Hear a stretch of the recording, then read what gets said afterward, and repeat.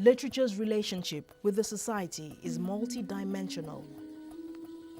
It's an integral part of any society and has a profound effect on ways and thinking of people of that society. Actually, society is the only subject matter of literature.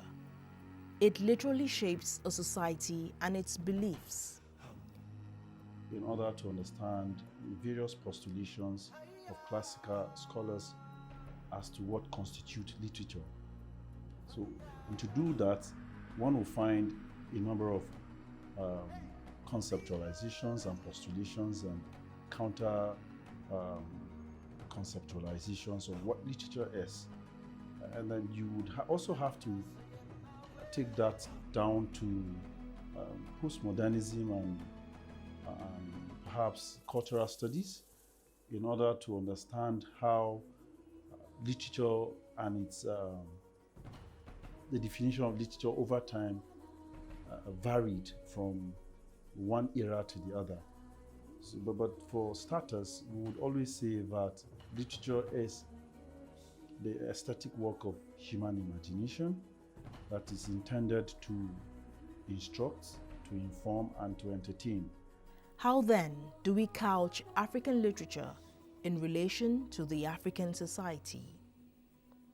Scholars have come to realize that African literature is that literature written by Africans about themselves and of themselves, especially about the realities in Africa, and not as misrepresented by colonial masters or colonial scholars. African literature is unique and peculiar as compared to literature from other continents. It exists in two forms, oral and written form. Among the richest and most important aspects of African cultural heritage is her oral tradition, which still survives strongly all around the continent and acts as an extremely valuable source of information about Africa's past and Africa's philosophies of literature.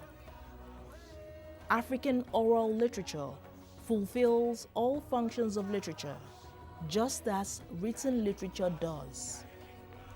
It embodies communal moral ideas, cultural and aesthetic values. The society's image is projected through songs, stories, riddles, proverbs, myths, and legends. From all these, the society lays the foundation for the people's self-respect and for the understanding of the people's beliefs and philosophies. African oral literature constitutes of performance, that is, a performer, an audience, and an occasion. It is dependent on a performer who formulates it in word on a specific occasion to an audience. For this case, the performer and the audience are present during the performance. The artist is face to face with the audience and takes advantage of this to enhance the impact and sometimes the content of his words. The performer can also dramatize.